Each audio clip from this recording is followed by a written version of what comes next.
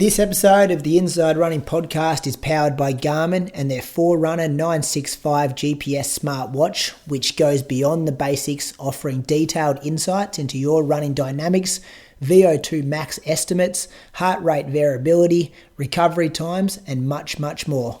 Visit garmin.com.au for more details.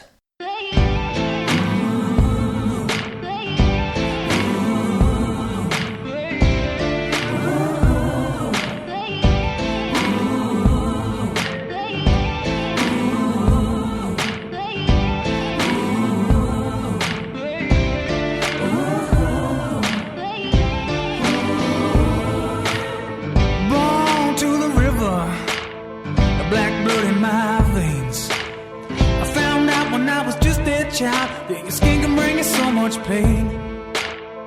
Now I hear you say you got the best of both ways. Won't you come and take a walk in my shoes and tell me if you take my place? Welcome to episode number 320 of the Inside Running Podcast. Thank you for joining us for another week. Got a bit of running news tonight, maybe a bit of training talk. We got some interesting chat about marathons, why they're selling out, and some of the numbers behind that. The highly anticipated Garmin Forerunner 965 review, that's going to be coming at you as well. Moose on the loose, a couple of whispers, listen to question. We'll fill at least an hour, I think, here, fellas. Welcome to my co-host, the man Dan Anglesey. Didn't do a lot of running last week, and I'm not 100% not sure why, but Julian Spence, welcome to the show this week. Thank you. Yeah, it was a planned down week, but it was an extra down week for me. Yeah, 48Ks. We'll get to you. I think it's 48Ks for the week. We'll get to that in a second. My other co-host, the fastest man in Australia with a loop recorder in his chest, Bradley Croker. How you going? Good, Brady. I had a pretty ordinary week, but I still managed to run more Ks than Moose. Bloke with a loop recorder ran more Ks than the guy who's run a marathon in 10 weeks. Who would have thought? Well, I think it says more about how bad Moose's week was rather than how good mine was, because I still only ran like 70-odd K. Let me guess, did you hit like exactly 70 on the head again? I haven't actually looked at your mileage yet. No, and I actually haven't really ever hit 70 right on the head. I've always been a couple of K over the last sort of 6 weeks. Yeah, they've got that line. It's like 2K over under. You just stick around there somewhere. Yeah. How we going, boys? How we busy? We getting ready for Christmas? Just give me a general vibe. You're winding down work, Croaks. Like, how's life? Not running related at the moment. Yeah, it's good. So I've finished, teaching obviously for the year, but Viv's still working till the end of the week. So Lily's on school holidays. So I'm sort of looking after her the days that Viv's working, and Coles is still in daycare, which is handy. It's like, it's an exciting time of the year. Like, I think we've said it. Well, I know I said it other years. Like, now that I'm a parent, I think Christmas becomes a little bit more special again. Whereas for a long time there, it was just like, oh yeah, it's just Christmas. But like later this week, we'll go looking at Christmas lights, and then we'll probably let the kids stay up a bit later and watch like a Christmas movie. And then carols on Christmas Eve and that sort of thing. So yeah, it's an exciting time of year now that we've got kids. I can hear the excitement in your voice. I'm impressed. Moose, what about you? Give me a vibe. Movie? I want to know the Christmas movie. Yeah, true. So do I. Well, I've sort of left that up to Viv, but we're thinking either like probably something like Santa Claus. It can't be one of the like Bad Santa, or I think the kids are a bit young for one of those. National Lampoon's Christmas Vacation. Yeah, we could. Yeah, well, that always gets a run on Christmas Day. It's always on every Christmas Day. Yeah. But yeah, probably Santa Claus. I don't mind the Deck the Halls one for a bit of a laugh. The one with Danny DeVito in it. Nah. Anyway, so I think Santa Claus, just given the age of the kids. There's a reboot of that, Croaks, which is like a TV series, the Santa Clauses. Oh, okay. So it's got Tim Allen in it again, and the episodes go for like 30 minutes. We've been watching a couple at school just to pass the time these last couple of weeks. Any good? Yeah, it's been pretty good. I've enjoyed it. Like, you got to know, well, the kids in my class, I don't think have watched the Santa Claus, but yeah, so trying to tell them like how the situations or the story's already been written. But it's good. Like, anything that's newer, I think, is appealing.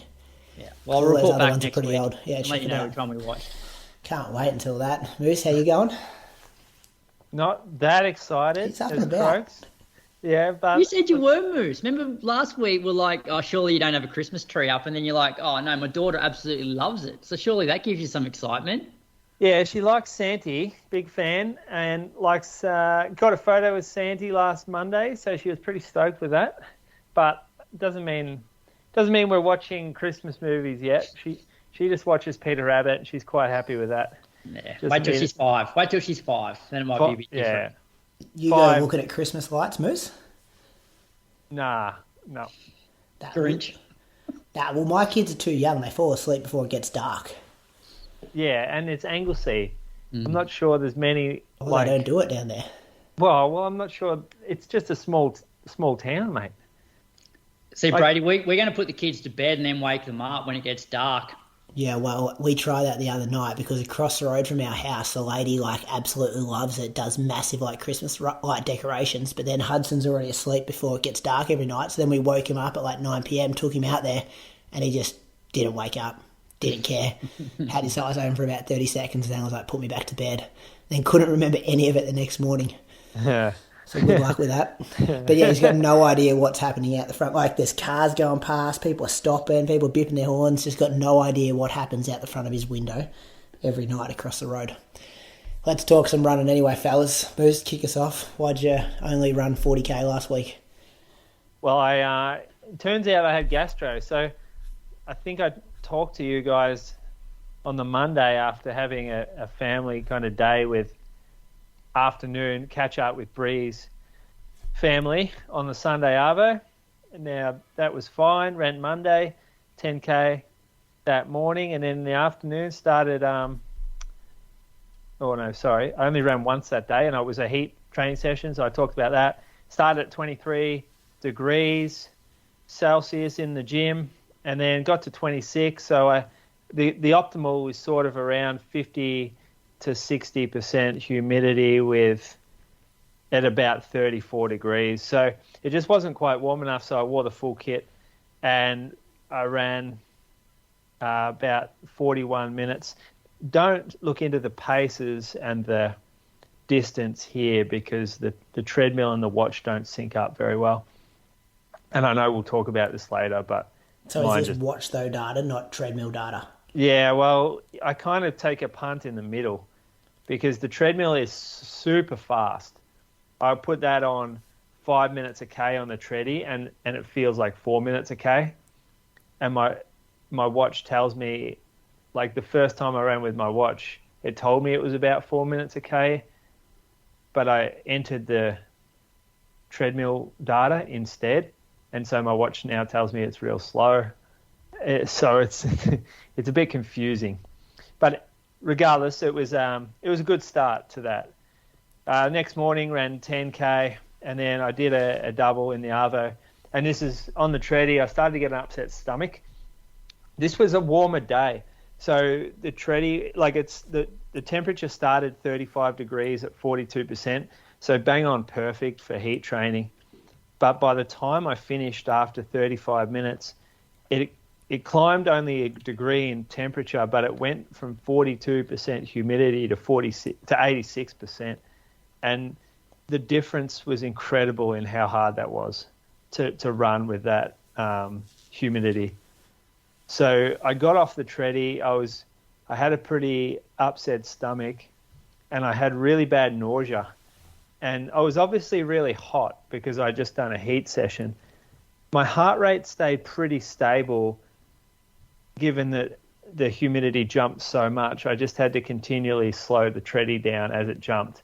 But I never really took off or skyrocketed or anything. So I got off. I couldn't eat dinner.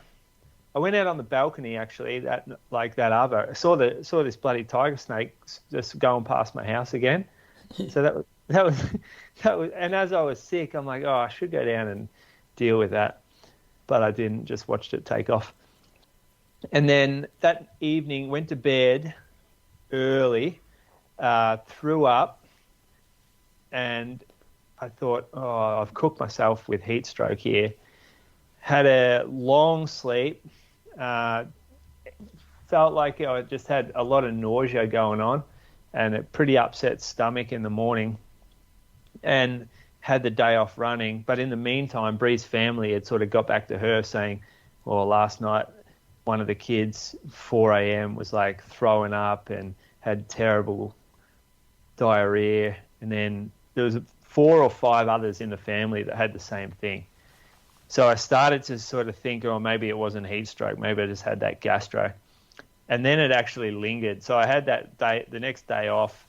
Then I jogged on a Thursday, just half an hour, and I had to stop a couple of times. It was pretty bad. Then I had Thursday and Friday off. I thought I was coming good, but I still had nausea and just really bad fatigue. So I didn't go to work or anything. Wasn't throwing up. Couldn't really eat properly.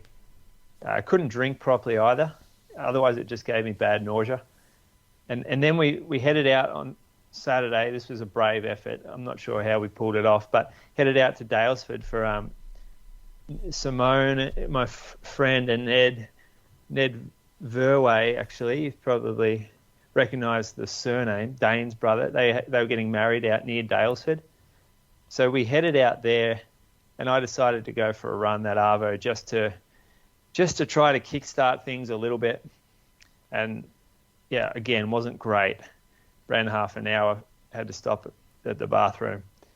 But about half an hour to an hour after this run, I just came good. All of a sudden, I just like, geez, I'm not nauseous and I'm getting a little hungry and I can stomach some drink, and then had a good time at the wedding.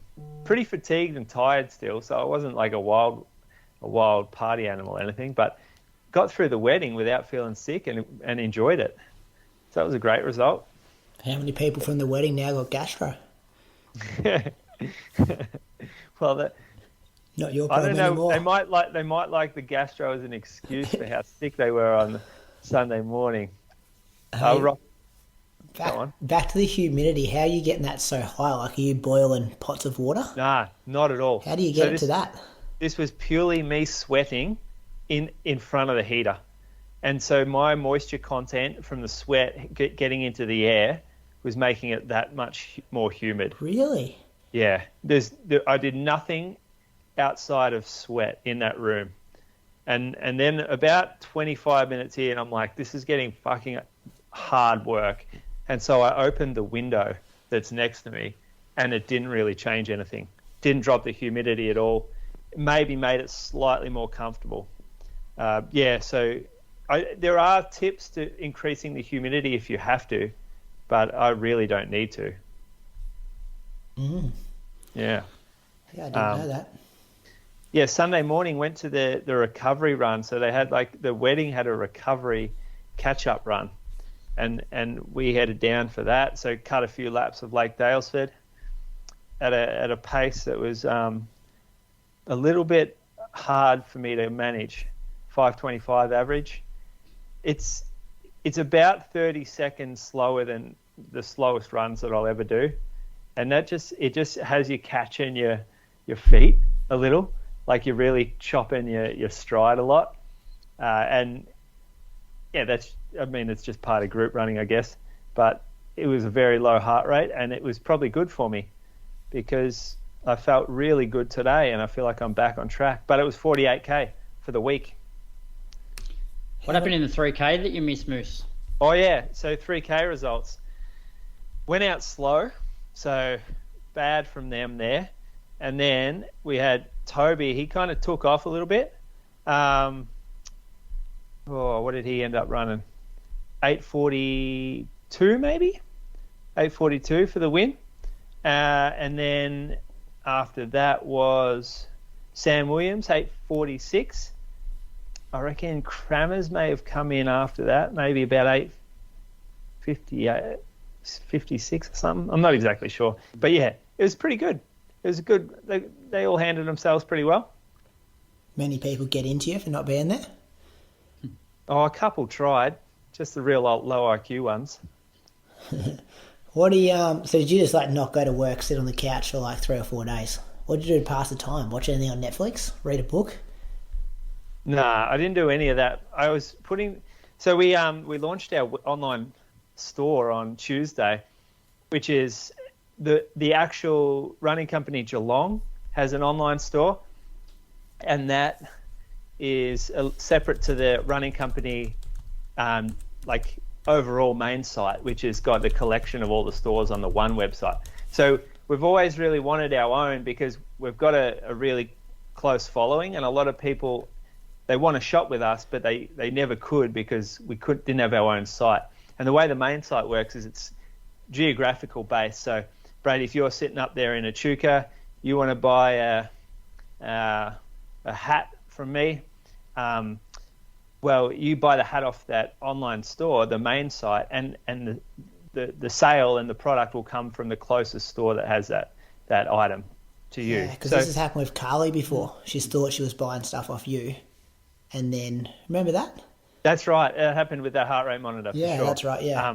Yeah. So we kind of have a pretty, I guess, close following, and we wanted to be able to provide a place for people to support us and get product from us, and we often help people with advice over the phone, on social media, over email, and often they go to the website not knowing that the sale won't go to us or the product won't come from us, and so we kind of lose that sort of connection at that point. Whereas this online store now is a place where we can chat directly to the customer and show them our range. And if anyone out there is listening who's like, oh yeah, I really like that review you did on the Garmin 965, and I'd like to pick one up, well, and you'd like to support like a local running store like ours rather than a big box store, and you'd even like to support the Geelong store rather than like the entire group, I guess, then there's a website now, an online store that we have available for you. So when I type it in there, I just typed in the running company Geelong, and so what's the actual web address? Because they've got the web address, yeah, it's still new, so it'll the web address is geelong.therunningcompany.com.au. And so if you forget that, or you're finding your way onto the actual main site, the running company site, you can hit store locations. You can go down to Geelong, and there should be a shop our online store at the bottom there. Shop our online store. Yeah, got it. Yeah. Look, it's obviously like the main site has a greater selection of products because it's like 11 stores pooled into one, and so on our store eventually there's going to be an option where if someone's looking at the Geelong store and they're like, and we don't have the particular color or size or whatever that the customer wants, they can check our main site, and you can head across there. So there's definitely, like, it'll still give you that customer experience. You built this yourself? No, we didn't build it ourselves, but we've had to tidy up a lot of it, and we've had to create like the products, and we've just smoothed a lot of things out. It's taken a little bit to smooth out. It looks good. Yeah, there's some cool stuff on there. Like there's some product on there that's hard to find elsewhere, and it gets added daily. So part of like this work, actually, Toby especially is playing a big part. He's adding products every day. He's finding, like, cleaning up all the photos, and he's doing a lot of back end work, and yeah, so it's fun. It's different from normal work. It's hard to stare at a screen for so long. I don't particularly love that. It gives me a bit of a headache, but it's nice to be able to provide like somewhere where someone can support our store, like Bree, Julian, Jimmy, Toby, all the guys in the store. Like they can actually get supported by those that might find value from something we do. Do you think the other stores will take a leaf out of your book, Moose, and do the same thing? There are a few that already have done it, but you probably just haven't seen. So there's obviously the main site, but then there's a few sub stores as well, they're called, and I think there's 4 other sub stores. Only maybe 2 are online currently, but we kind of feel like we might have the biggest sub store just because of the sort of the reach that we have into the running community outside our local area, I guess. Yeah. Can I ask you some just store related questions while I've got you here? First one, this isn't a question, this is a statement. How good's that new colorway, the Super Blast? Yeah. That yellowy blue one. Both of them are actually pretty good, the red and sunrise red, or white and sunrise red. The hype around Nova Blast 4, is that going to be a competitor with the Super Blast? A lot of people are thinking that. I like the Nova Blast 4 a lot, and if the Super Blast wasn't there, I would be wearing it a ton. But for me, the Super Blast just provides that little bit more energy. Like it's just a little bit funner. It's a little bit bouncier. I feel I can go a little faster in it. It's more stable for me as well. Whereas the Nova Blast, perhaps slightly more rocker, it does cost $90 less than Nova Blast.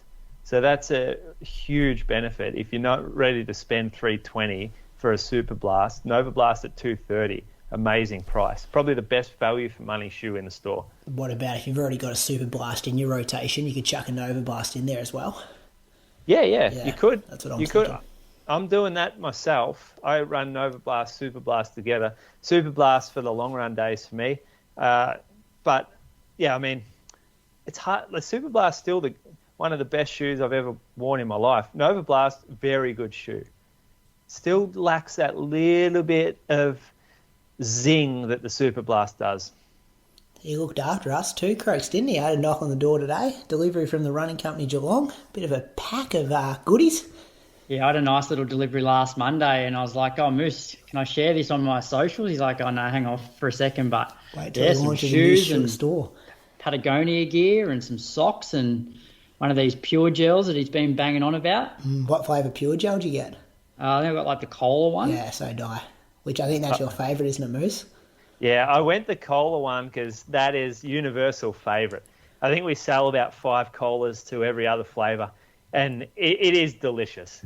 It really is. And these gels might change your mind here because it's a liquid, and so you can get it down in maybe 2 goes at it. Whereas some of the other gels, it takes a few kind of sips off the end, a few little bites of the packet to get it all down. And maybe you have to chew a little bit, maybe you have to get a bit more saliva. Whereas this being liquid, you can drink it down in 2 goes and you're done. You're back running. Gel, gone. 50 grams as well, and is it 25 grams of carbs? 30, 24. Yeah, 24. Just so it's not a high. That's pretty standard though for a gel that size. Yeah, standard. It's not a high batch. You mix it in with some of the others. So I'll often alternate this with a Morton gel or a drink mix or something like that. But because it's liquid, you don't need to have water when you're out on the run. You can get it down. You don't need to be next to a tap, which is even better kind of benefit to it. None of that sticky feeling on your fingers either. You know when the thick gels just get stuck on your fingers?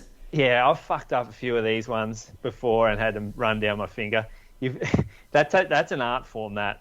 Being able to take the top off and then get it down with no run at all. What about sometimes when it gets stuck, you don't notice it, but it must flick off and then lands in like your leg hair, and then you're driving home from the long run, you're like, why is my hair on my legs all knotted? I've ever had that happen. I haven't had that on. I don't know, hard enough. I really appreciate that, Moose. A pair of shoes for you too, Croaks. What'd you get? Yeah, I got the Saucony Triumph. Oh, yeah. I got the New Balance Super Comp Trainer. Have I got that right, Moose?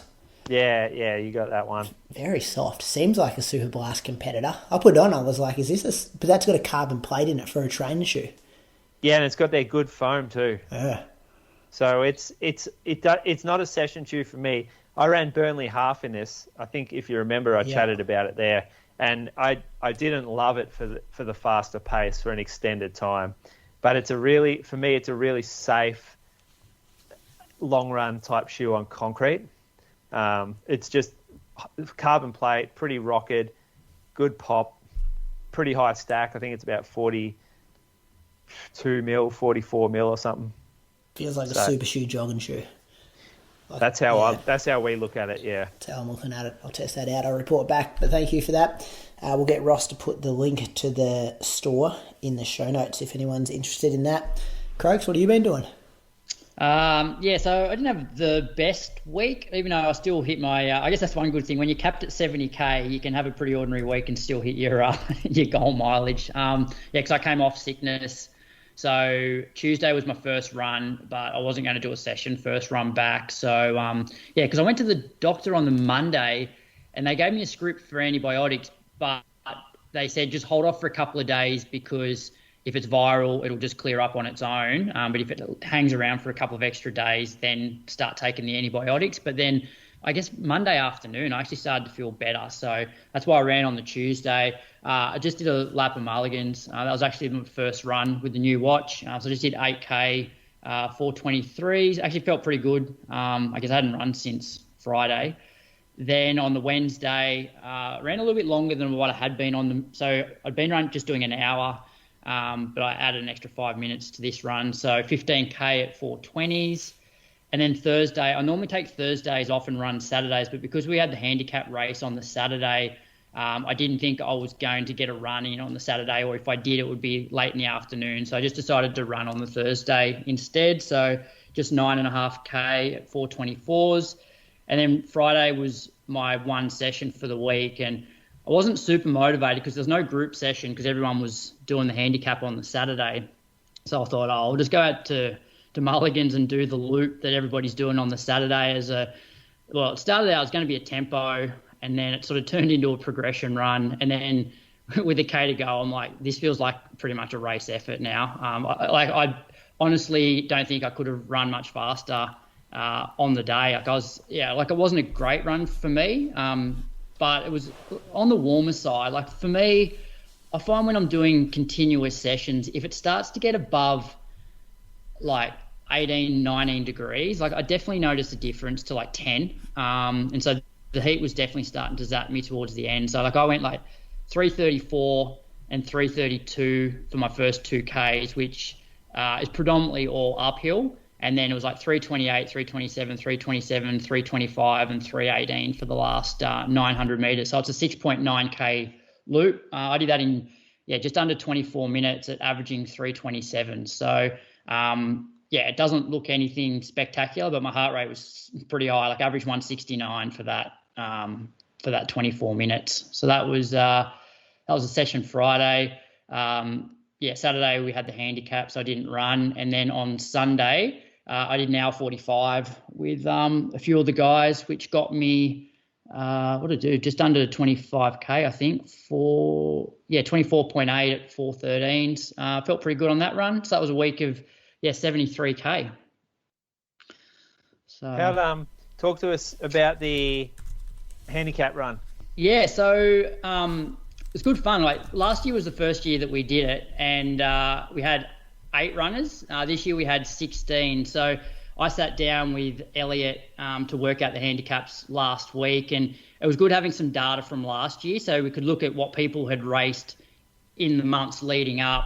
And most of the runners that ran it last year had a park run a couple of weeks before, and it seemed to be that people were running about 10 seconds a K slower than their park run pace. So that was a pretty good place to start. And then we would just look at individual athletes. So for example, like Rob's not running great over 5K at the moment, but he's better sort of strength runner, which you need a bit of that over some of these hills. So then we just sort of adjust it based on the individual sort of athlete. But it was pretty successful. Like we had the first 3 guys, so it's a 6.9K loop, as I said, and the first 3 guys were separated by 4 seconds. We had first 4, so it was 2 seconds between first and second, another 2 seconds between second and third, 7 seconds then back to 4th place, 2 seconds back to 5th, and then 11 seconds back to 6th. And so we had 8 people finished within 30 seconds, which I reckon is pretty good for a 6.9K loop. Yeah.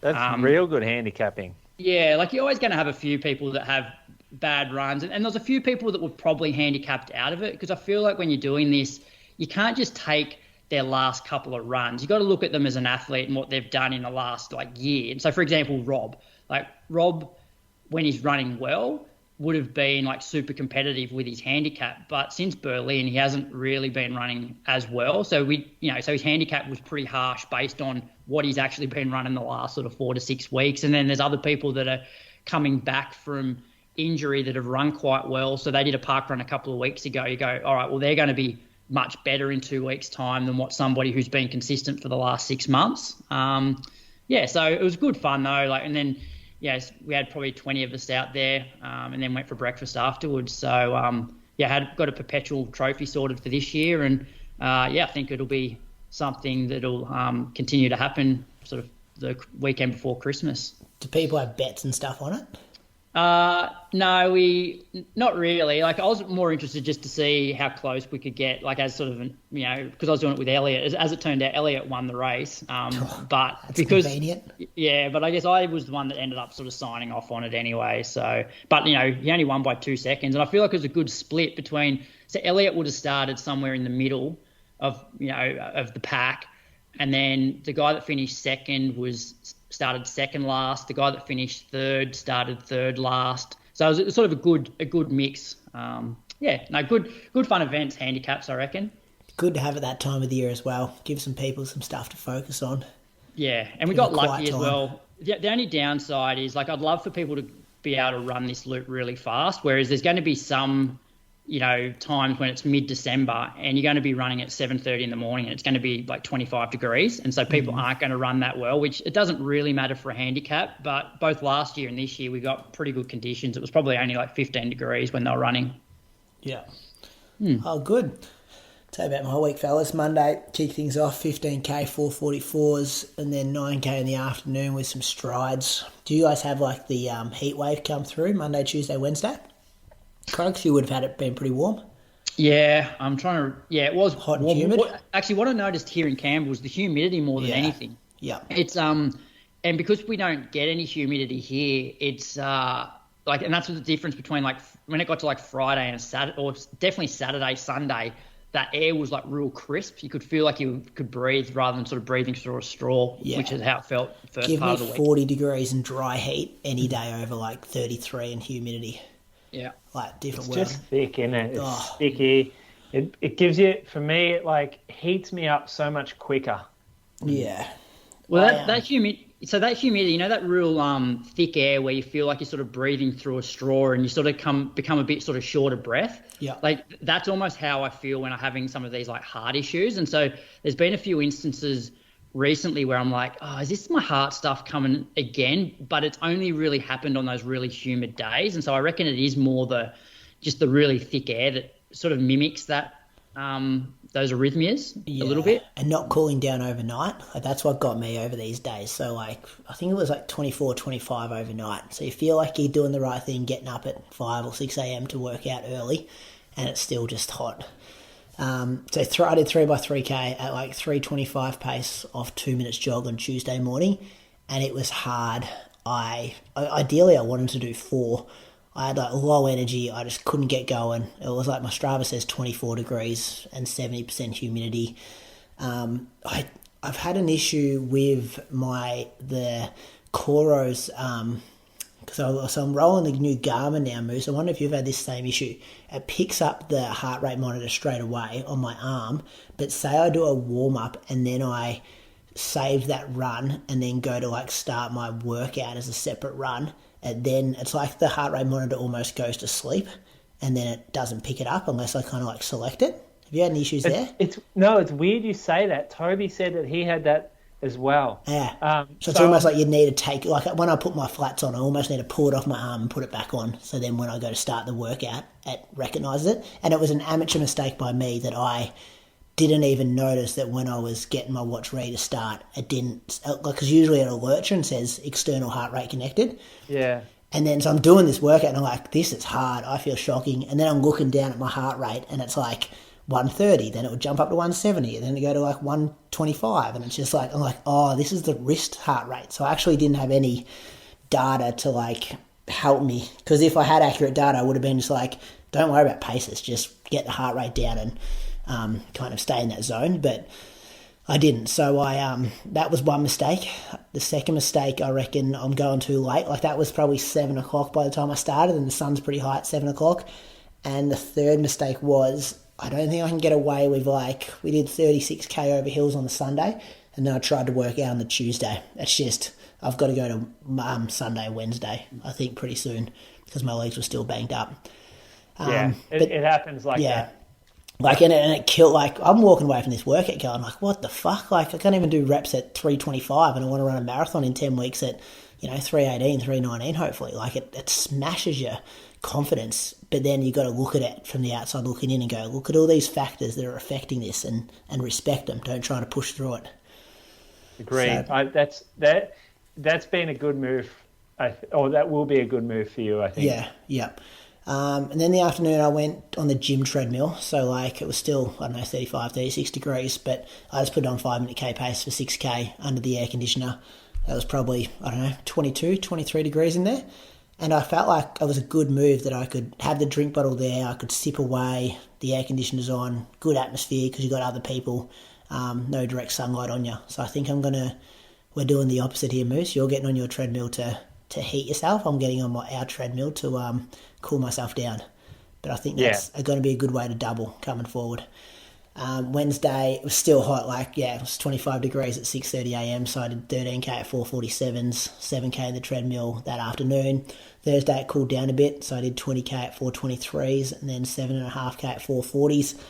And then Friday, I had on my plan to do 20 by 400, wanted to hit him at 70. I got 11 in and just pulled out. It was cool in the morning, it was still... the only excuse I really had for this one is the oval was wet and I just felt like I was slipping all over the place. But one of those ones that a week ago to the day I did, I think 16 400s, 2 sets of 8 in 68, 69 and felt amazing. And this week 70s was so hard and the 45-second recovery felt like it was 10 seconds. And I just think I probably put myself in a bit of a hole. And I'm there's time to push through workouts and there's other times where you just got to not flog the dead horse and just DNF him and just get yourself out of the hole. And yeah, it was probably a combination of I ran my second highest K week for the year last week. So I was probably tired from that, tired from work. The heat was probably cooking me a bit.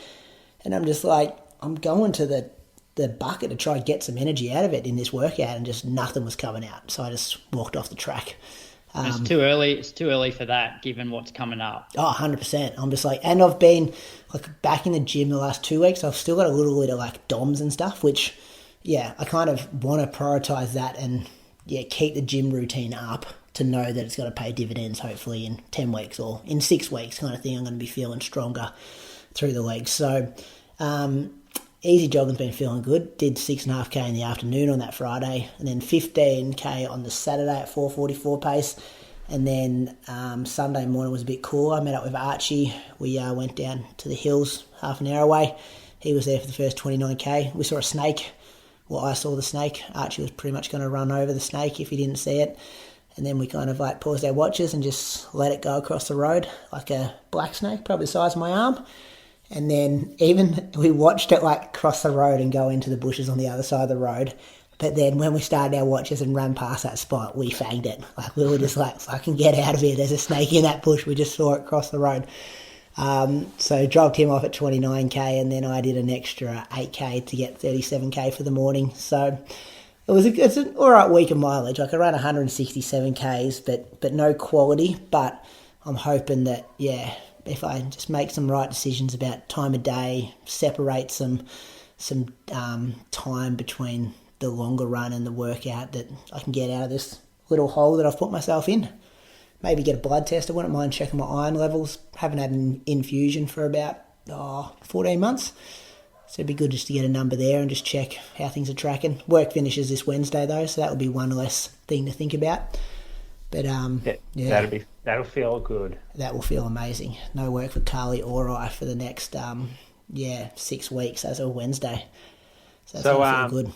Osaka is what, 10 weeks from now? It was 10 yesterday, wasn't it? I think it was 10, yeah. So you'd be about to hit the block. And I'm feeling I haven't done a lot of long workouts or anything, but I'm feeling good about how the Sundays have felt. I've probably I think I've been on these hills 6 of the last 7 weeks. The only week I wasn't there was when I did that Zatopek weekend where I did that fun run on the Sunday. So, and most of them have been 32K plus. So I'm feeling I can probably, I don't know, I might get you to write me a program even for the next 10 weeks just to do something like that. When do you go on the other show? I might do the program while you're on the other show. How's that sound? Something like that. If I get good iron levels and get a decent program, I reckon I could go all right. But Osaka's going to be cold. The old, you get 10 weeks. This is Christian written all over it. Hey, this is. I'm in a much better spot than Chriso was 10 weeks out. He was going all right 10 weeks out. Yeah. I follow the plan. Followed it before. I always feel like I always feel sorry for coaches that get athletes where they say, hey, I basically want you to write me the marathon block program. And it's like, I feel you need to have a couple of months before that so the coach has that sort of pre-marathon block as well. Yeah, but I agree. I bet there wouldn't be a lot that you would have changed about the 8 weeks before this, though, would you? Not too much. And you've been doing pretty similar stuff. Just concentrate a bit of speed, concentrate a bit of threshold stuff. Yeah. No, I wouldn't have been too much different. Anyway, I've been, getting on some hilly long runs. Yeah, I'm just I've sent them 2 emails and they don't write back to me. Like, they kind of put out, like, if you've run under 2:26 or something, send us an email on this website to get on the elite or sub-elite start. But, nothing. Did you fill out that form? What form? Oh, apparently there was a form to fill out. Oh. Your information with Osaka Marathon has been, all I've been doing is following you, and you've been so misleading. You told us to enter the ballot, so we spent $350 entering the ballot, and then this website's like, oh yeah, if you run under 2:30, you don't have to enter the ballot. Just do this. The website didn't exist when we entered the ballot.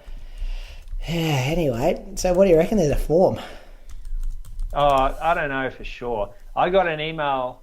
I sent it to you saying, oh, you can't enter the lottery and you can't apply for a sub-elite. So you can either cancel the general entry and not get your money back and then enter the elite and pay the entry fee again, or you can just run the general entry.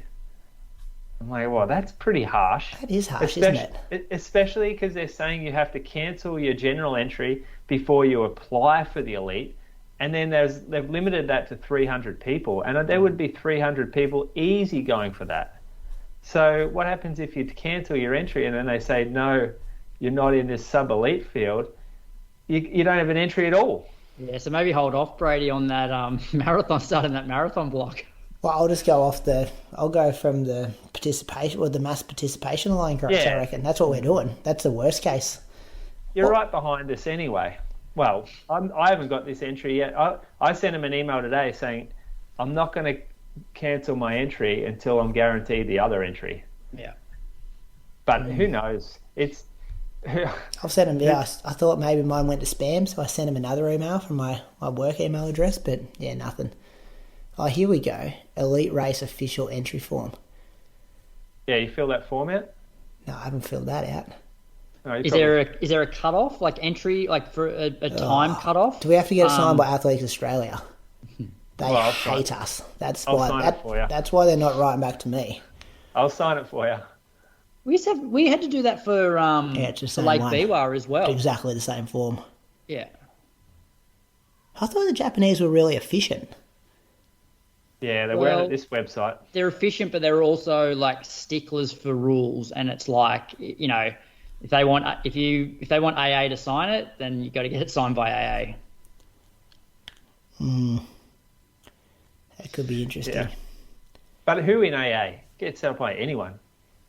Get the local athletics coach to sign it. No, it says governing body. Anyway, getting off track. Okay. Do you know people who are in the elite or sub-elite entry who have got in? Because no. Benny Saint and there's a lot of people doing it. I think Benny Saint went through the ballot as well. Yeah, so he's a lot of people did what we did, and they're trying to get this other entry, and they're debating whether they pay the extra money or not. It's got to end up being about $550. Do you get drinks? Yeah, you get drinks. Okay. Do you get accommodation?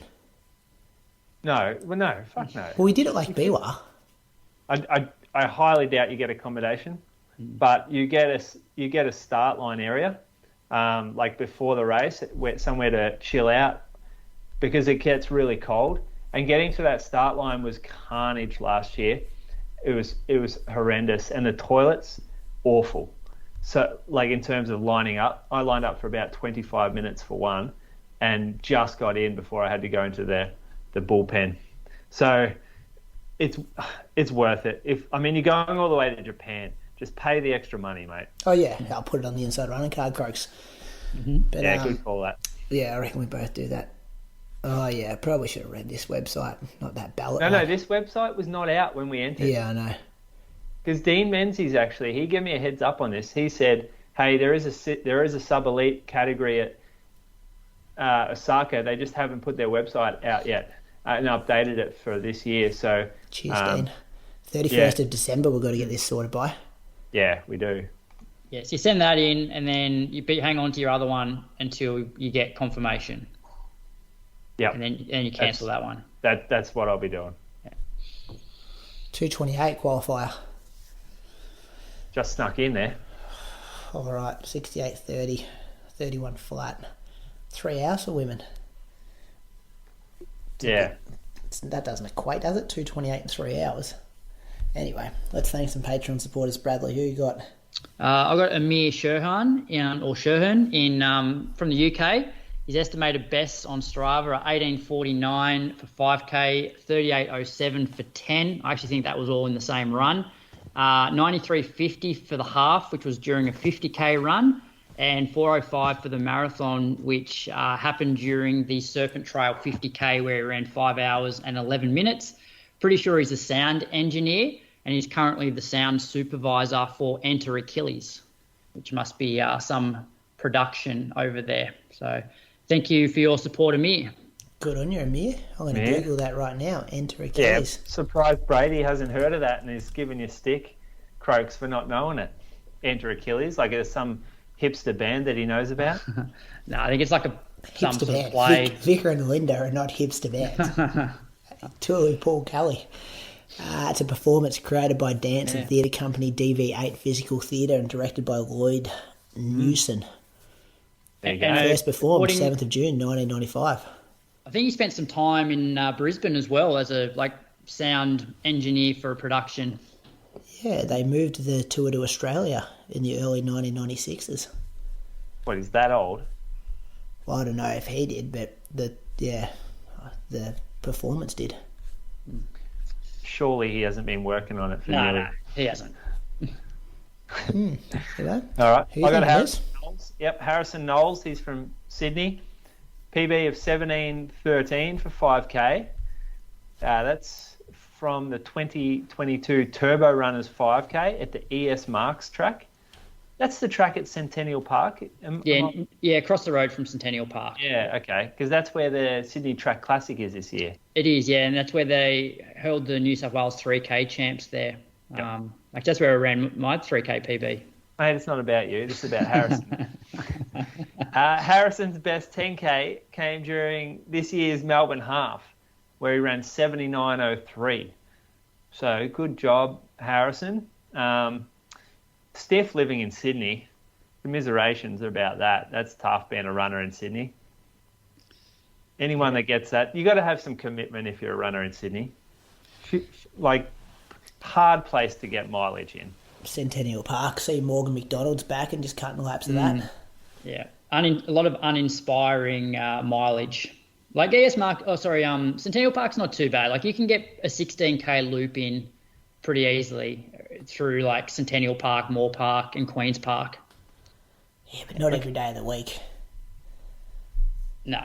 Queen's Park. What are they all like? They're all join next up? to each other, aren't they? Yeah, Road. they're all next to each other. So Moore Park's where like the SCG and the football stadium are. Oh yeah. And then you got Centennial Park next to that, and then a bit further east is Queen's Park. You would have ran through them for the marathon, wouldn't you, Moose?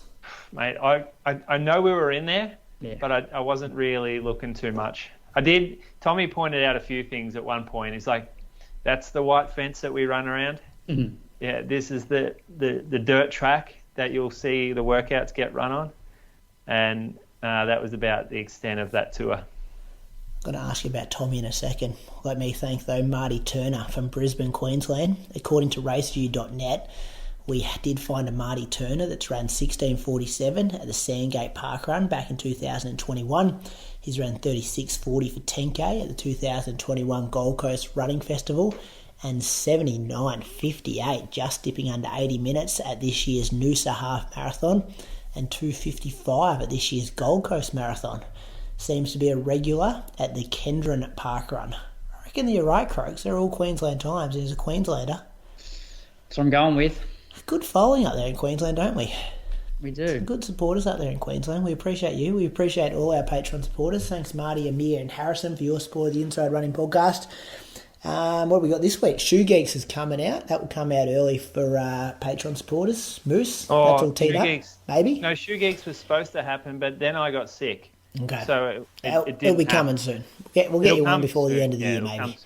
Got Sinead and Ali, though. Sinead and Ali, Wednesday evening, so that'll be on. We did go questions to the Patreon page today for Sinead and Ali, and there's some good ones coming in, because I put on there, like, this is uncut, ask anything, let's go.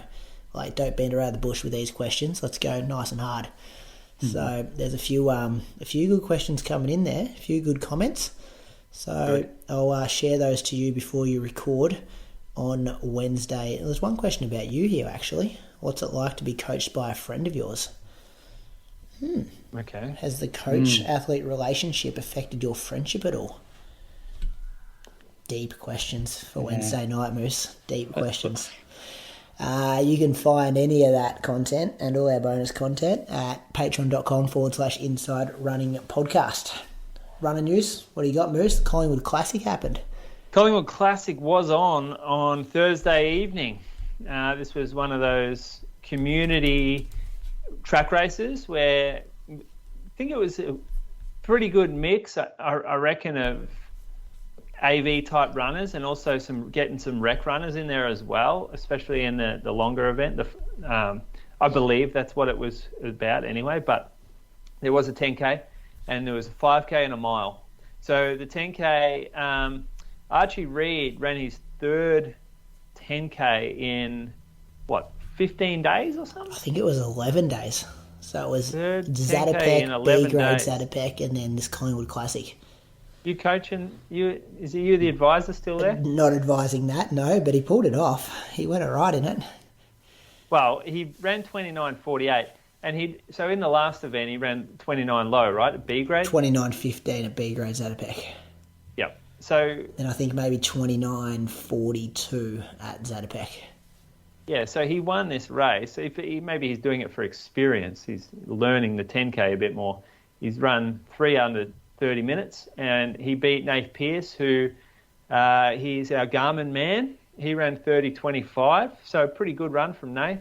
And then Nick Dewar was third in 30.44. So pretty solid times out there at Collingwood. That'll be a good 10K for you to hit up if you're potentially looking at that 30-minute mark and you want to grab a few mates and have a go at it.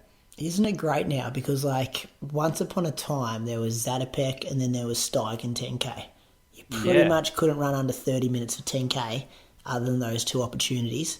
Now you can go to B-grade Zatopek, you can go to Collingwood Classic, you can go to Surf Coast 10K in Jan. I'm missing one. Like Richmond do a 5K that you can run pretty quick at. Box Hill rather has their Box Hill Burn and Box Hill 5K. Like, these community, if that's the label you want to give them, like, track races are doing wonders for the sport. Good on them. You know, it's going to be hurting the Shield events, but there's a reason the Shield events are dying anyway. It's because they're on in the middle of the day, and it's hot as hell. It's spread. It's always spread across hours. They're late. They're delayed. The fields are spread across the entire state, so you're only getting a few people show up to each meet. And these ones, you know what's happening from a long time out. They're in more favourable conditions. There's a much better vibe. There's a lot more atmosphere. The depth is there. You can get a race out of them. Yeah, they're seeded as well. So you're getting multiple divisions, not just one race where you're against someone. Say someone wants to run 15 minutes, they're against someone running 25 minutes in the same race. Yeah, they're good. So there was a 5K and mile as well. Oh, there was also Vanessa Wilson. She was the female winner, and she also came last in the females. So she was the only female in the field. She ran 35.56. So solid from Vanessa. In the 5K, Melissa Duncan, she was very strong, I thought. She ran 16.15, pretty much off the front. She had a pacer for perhaps 2.5K maybe. And then Georgina Ryan was second. She ran 16:58. Alice Oakley Kerr 17:02. In the men's, Cody Shanahan and Isaac Hockey went off together. Maybe ran 5 laps together before Cody took off. He was 14:31. Isaac 14:50. Sam Toll was third, 14:52. And in the mile, probably the closest best race of the evening, Will Lewis ran 4:09 to beat Isaac Bibele in 4:11 and Adam Pike 4:11. Lucy Cleveland won the ladies 4:58. Connor Gist second in 5:01. Connor, what a lady's name? Is in this example, yes. Double check. Got the results here. Double check that. I mean, sorry, Connor. I've really highlighted that if you're uncomfortable. Yeah, it says Connor Gist. Okay. And Rachel O'Brien was third in 5:02. So, yeah, good evening by the looks of it. Good vibes down there. Puma running company Clifton Hill getting behind it. I saw. Looked fun. That's the future, I reckon. 4 or 5 of these throughout summer. It's good stuff. I'll go international. Josh Kerr, the world 1,500 metre champion. We saw Jake Whiteman take down Jakob last year, and then Josh Kerr did it this year. He also ran a half marathon last year where I think he ran 63 minutes something, and that was a big deal. Well, he's went to the same half marathon again in San Diego, and this time ran 61:51. The race does drop about 200 metres in elevation throughout the race, so I don't think it qualifies for his World Athletics profile, but he's not doing it for that. He's doing it for a bit of a winter hit out for him, and to run 61:51 shows pretty good range. And if he went on to run the season he did after running 63, now he's run 61, got to be pretty positive signs there, I reckon, fellas. His trainer partner won it in 61:29. I think his other training partner was third as well. So I don't mind this from Josh Kerr, and I'm loving the beef. Like, he did an interview last week where he said, I'm not going to quote him actually, it was something like, because Jakob had the excuse of being sick at the World Championships, and he kind of said being sick at major championships or before a race is just kind of like having an injury. Like, you're at fault for that. You manage your body, and you've obviously got something wrong if you're sick when it comes to performing on a one day. So he said he didn't like that, and he said that Jakob's also got to figure out other ways to win because he's been exposed 2 times already in the last 2 World Championships. He's a good talker. He's been on the show, Josh Kerr. Yeah. He's good for the sport, Josh. Good personality. Do you reckon it also, you know how some people like throwing a bit of lip to sort of just motivate them? So then he, has to go and back it up. It's like it almost provides him with motivation by like calling Jakob out. Yeah, Brett Robinson reckons he used to do that. Just to lip someone off, just to give himself a bit of motivation that he had to perform. Yeah, I like it. I reckon someone at his level, getting the disrespect that he has from Jakob, who basically didn't acknowledge his win at the World Champs and had that excuse about being sick afterwards, which maybe was, maybe he wasn't. Did he test positive after that? Is that period? Because didn't he come back and win the 5K? Yeah, he won the 5K a couple of days later. Well, I think he had to run the heats of the 5K the next day. Yeah, so I get it. He's not going to take a backward step there, and that is pretty disrespectful. So call him out and see what happens. I mean, it makes you accountable when you open your mouth like that, because you're going to all eyes on you at the next meet, especially when they're going against each other. You don't want to look like a goose if you get smashed up. Yeah, I like it. It's good for the sport. Rivalries, that's what we need. Are you ready to take your running to the next level? Introducing the Garmin Forerunner 965 GPS smartwatch.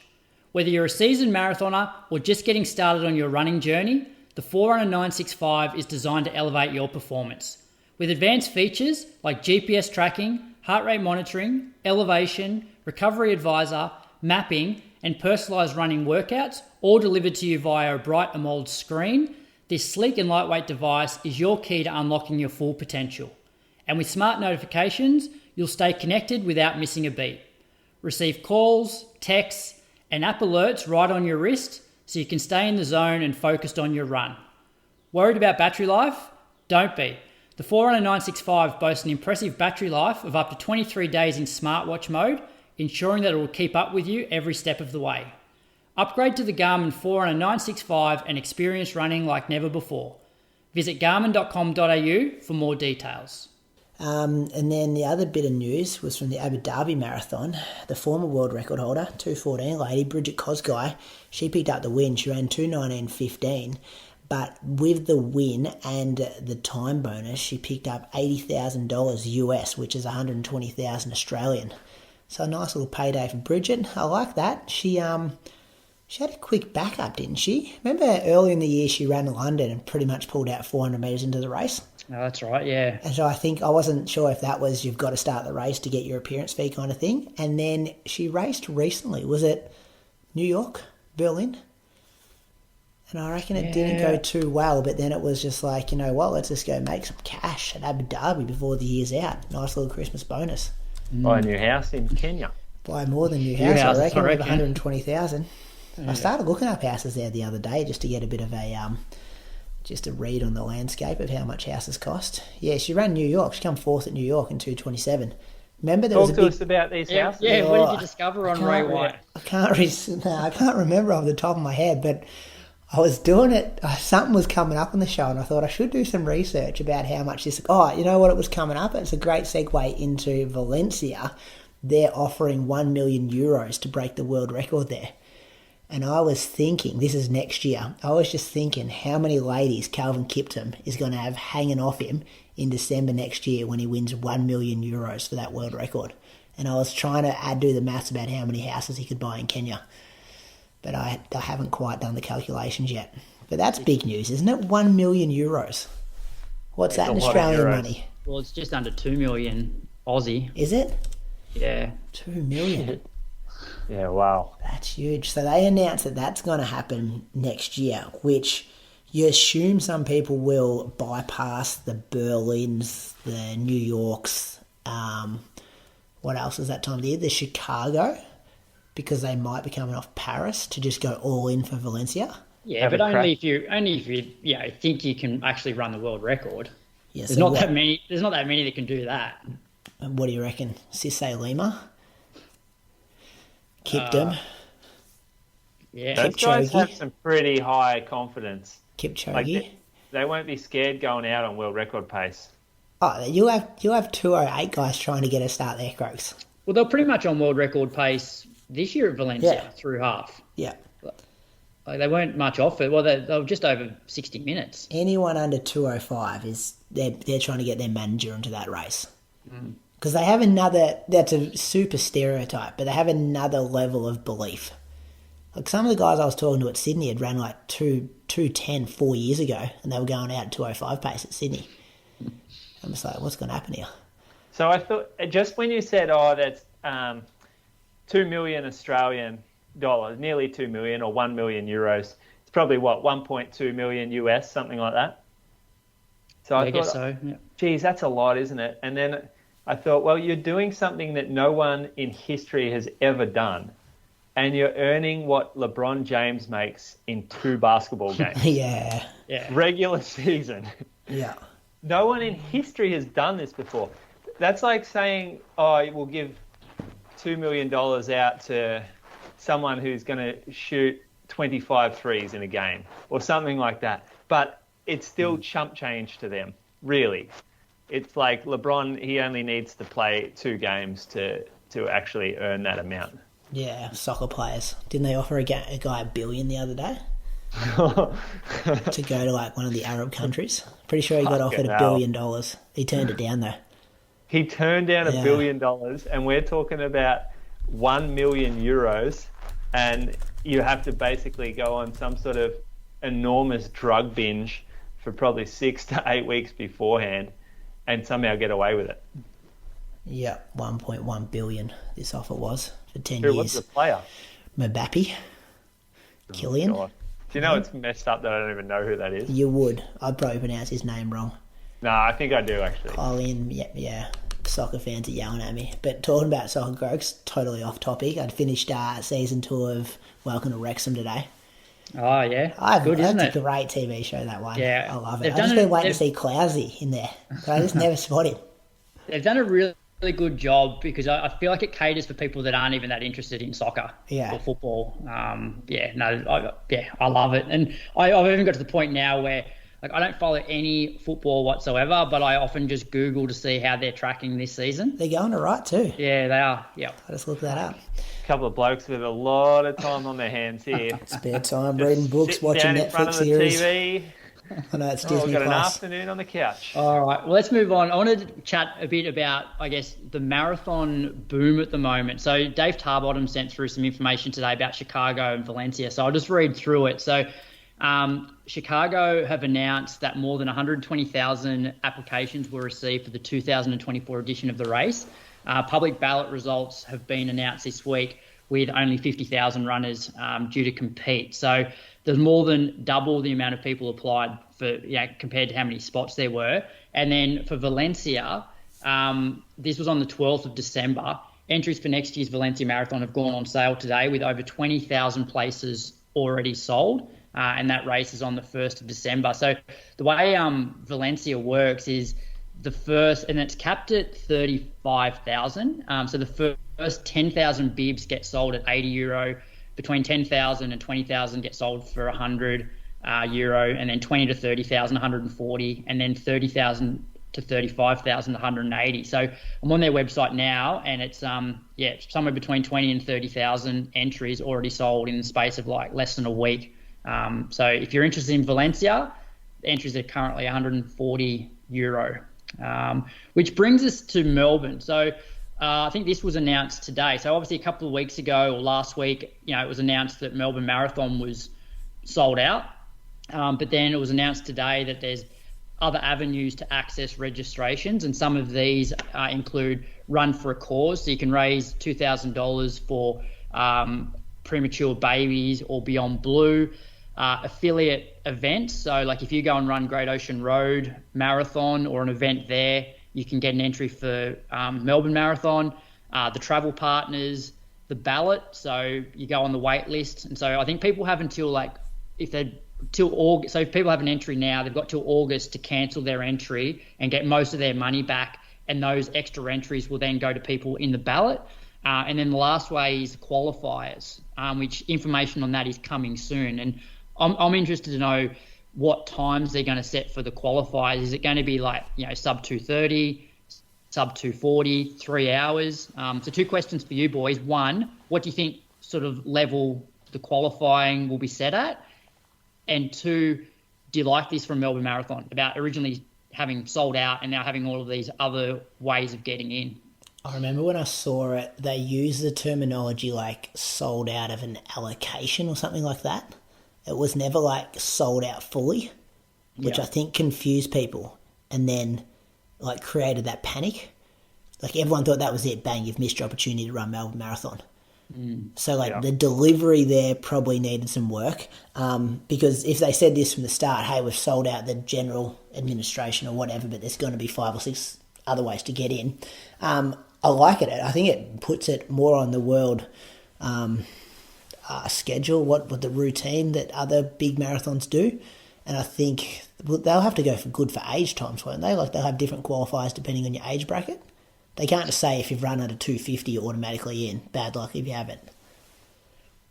Yeah, I don't know. They're going to have age, gender. Like some races. That's a big process. I know. Some races go like non-binary times as well. It's a big process and a big job to get it sorted and check entries and all that kind of stuff. Yeah. Like people in the offices, that job didn't even exist. Yeah, do you reckon they've got the manpower to do that though? I don't know about that. That is huge. Like they would have specific teams doing that at Boston. And they don't have the numbers to be able to fund that, I don't think. Because if what was it last year? Was it 7,500? How many finishes did you pull up there, I'm Brady? trying to look up. They used to do like a booklet. I'm trying to find that at the moment because at the moment it's just like you scroll through names and I can't actually. Yeah. It's like, So for me, I would like more clarity around it when they first release the entries. They still would have got the same amount, I think, come in, maybe even more. But I just like clarity. It feels slightly deceptive to go, we're sold out. and then go, hold on, you can pay this company here more money to get in, or you can raise money for this and get in this way, and or you can race one of our events that is put on by the same company. Yeah. So like it would have been nice to have this all out at the very start, and then you can pick your way in, and like what will happen if you don't get your entry, that there's other ways. Because this is a week or so before it's sold out. Now, since it's sold out, people have already probably made other plans. But yeah, it's nice that there's more entries. I wonder how many more are up their sleeve that they can allocate to all this. So say general entry, maybe like 5,000, and they've got 2,500 more for these other entry avenues. I'm not sure. And what do you reckon the cutoff will be, Moose? Like assuming there's no sort of age categories, do you think it's going to be at the faster end or the slower end? Like you reckon 3 hours or faster than that? I reckon they'd go to the seeded times from last time. So like seeded being, I think men's was always about 2:45, women's was maybe 3 hours. They're not going to do that. That's too elitist to say they're sold out unless you've run under 2:45 or 2:55. Berlin do it though. Well, that's their fast runners. That's their fast runner section, but they've still got all the other sections. What other sections? Like at Berlin, that's the only way you can get in if you've run that time. Otherwise, you're in the ballot or doing a travel partner. Yeah. Oh, yeah, true. Boston's the only one. New York does as well, I think, and London do good for age. I've got a feeling that, I don't know, maybe Berlin had something like... Chicago does good for age. I think most of them do good for age. Yeah, they might. But still, it'll be interesting to see. But I think it should be, I think 2:45 is pretty reasonable. It's a good problem to have. People the running boom is alive and well. Yeah. It's going to be interesting to see. Boys, we now review the Garmin Forerunner 965. You would have been excited to see this arrive in your letterboxes, wouldn't you? Oh, yeah. Was. This is a good one. It's a premium product. I Googled the price tag on this when it arrived, and I was like, boy, oh boy, we've been looked after here by Garmin. This is good. Yeah. We've been stocking this one a little bit, and I actually, myself, I opted for the cheaper version when I bought my own about maybe 6 months ago. Maybe it was less than that, but I opted for the 265. And this 965 was always sitting there, and I'm like, well, I can't afford that right now. So it was a real treat to go, all right, well, now it's here. I get to compare the two. Croaks, are you going from your old Coros Apex Pro to this? Is that what you were doing? Yeah. So I've been using the Coros, however long we've had it for. Nearly 3 years. I put 20,000 case into that watch, and then I felt like I really blindsided and broke up with that watch because we were in a good relationship, and then one day, or 2 weeks ago, I put it in the cupboard and haven't got it out since. Yeah, so I guess my watch rocked up, and then I was sick, so I was wearing it to bed for the first 3 or 4 nights, and then, because I didn't run until the Tuesday, so I was using it for just that heart rate data, my sleep scores, heart rate reserve scores, which, we sort of got a little bit competitive there at the back end of last week, Brady. Well, we can go there first, because I did put in the message group, surely people don't sleep with these watches on, because I've never slept with a watch on. I thought it would be massively uncomfortable. And then I heard that you were sleeping with yours, and you were getting some data and some scores. So I put it on, and I have slept in it every night since. I'm converted. This whole sleep data, seeing my sleep score, looking at the HRV number, it's been fascinating about what happens when you go to sleep. And that'd have to be pretty accurate too, wouldn't it? Yeah, I guess it's based off the wrist heart rate, which we'll probably talk about that later when it comes to running. But I feel like the wrist heart rate's probably a little bit more accurate, at rest, than it is when you're actually out running. So I'd like to think it's fairly accurate. And when I look at the sleep stages, it does do a pretty good job of actually working out when I fall into sleep, because I look at the next morning and it's said I fell asleep at 10:30. And so I'm conscious now of looking at the clock before I go to bed and just to see what time it is. And then it shows you whether you're in light sleep, deep sleep, and not that I can obviously remember whether I was in deep sleep, but it's been interesting. I've certainly Sleep better than I think I do anyway. Oh, you're smashing it. You're over 95 pretty much every night, aren't you? Out of 100? Yeah, I've had a few, the last 3 have been like 91s to 92s. Oh, I'm going to have to lift your game. You got to 98 one night though, didn't you?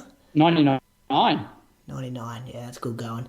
Yeah, I'm the same. You can see it like a kid will, like one of my children, will cry throughout the night, and then you can look back and see where that moment was on the graph and stuff. So that's one big thing, being converted. Never done that before, but it's definitely happening for me every night. I've just got some quick notes here. First impressions are often lasting impressions. I love when you get a digital technology out of a box and it's fully charged.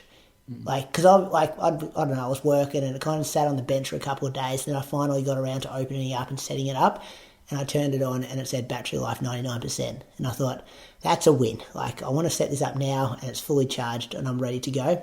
The screen quality, Moose, do you have specifics on this? But this is next level. Like, this is incredible. It's like an LED. I don't know what kind of screen is it, but like it's like a TV. I could watch a movie on that screen.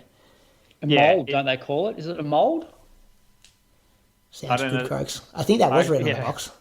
I don't know what it's called either, but it's sell these clear moves? as day. I do, but look, I have the others learn about this, and I say, you got to teach me in depth about this because I haven't actually gone and done it myself.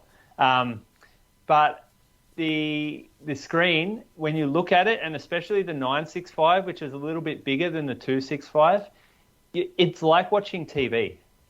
Like, I was so shocked to see how good it was. And we got one in for someone else, and they had it on, and I looked at it and I'm like, I got to get this, because when you look down mid-run and you see that, it's just so clear and crisp. And there's other benefits to having a screen that good, which we'll get into later. But they include like functions that require screens to use. Yeah, I know. Like, I'll just have a couple of my data screens just on with one piece of data. So like heart rate, for example. And then when you look down, it's just like crisp. It's just like so big, so bright. It does a good job. It's got the Garmin Pay there, so you can add your bank cards just like you do with your phone and just swipe away. This is the first watch I've had where you can add like Spotify, and I was actually dreading that. Like, I was surprised how easy that was to set up, and how like simple it is to connect to my headphones. And I feel a bit like naked running now without my phone or my little old iPod. It's like, this is so simple. Yeah, it's been good. One thing I tested it with last week was the treadmill. So I did my first run on the treadmill with it. The data was showing way faster than what the treadmill said. But then when I got off the treadmill, it asked me to enter the data from the treadmill. And then every time since, it's matched up pretty close to what I've actually done on the treadmill. And I know I messaged Nath about that, and I'm like, how does this work? And he's like, yeah, it looks at all the data it's got from outside and your arm swing and, every bit of data it can get to match up exactly with what it thinks you're doing inside. So I thought that was pretty good. You're probably never going to get that 100% accurate, are you, Moose? But it's pretty much the ballpark for me. Well, who says the tread is accurate? Well, that's what I mean. Like, I probably wouldn't nearly trust the watch over the treadmill now. So that's been good there. And as I said at the start, like, I'm converted with this sleep and stuff, Croaks. I want to take down your podcast record of 99 out of 100, and I'm hunting for it in school holidays. Good luck. Thanks. I'm going to need it. What else you got? You've used the map functions, Moose? Yeah, I did. So Daylesford on the weekend, I decided to go out, and I kind of wanted to stay away from the main town area. So I thought, I'm going to run these trails that head back towards Lerdergerg. And I didn't look at the map before I left, knowing that there was a map on the phone. So the 965 has not just like the old school maps where it would show you an arrow and point you to the direction of the way home. This has like a Google Maps type map on it, where I stopped at an intersection, I pulled the map up, it showed me the street name I was on, showed me the direction I was facing, and then I zoomed in and it showed me the trail that I was about to head out on and where it went.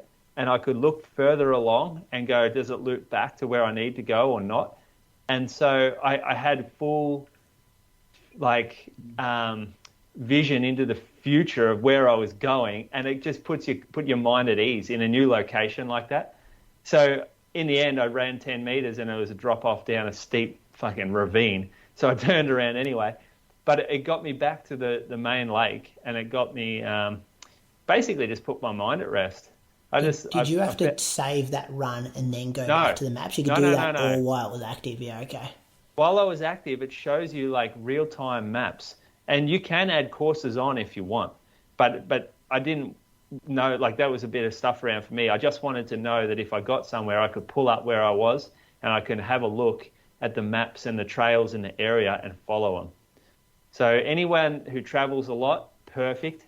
It'll get you home from, like you can search locations. So I also went out and I was like, where's the toilet? And so I searched in landmarks, I found toilets, and it showed me where all the public toilets were around me. That is a very handy feature in a city that you'd never been in before. So then, does it give you just like an arrow pointing in a direction, or does it actually take you on the paths to get to it? Well, I didn't select it. Or what it about just when showed you were me on the map when and you I were ran lost though, like when you wanted to go somewhere? Because I've had that before where it's like, yeah, go north this way, and it's got an arrow, and I just look and it's dense bushland. Oh no, it's got maps. It actually follows the trails. Yeah, okay, that's perfect. It won't do that. Not at all.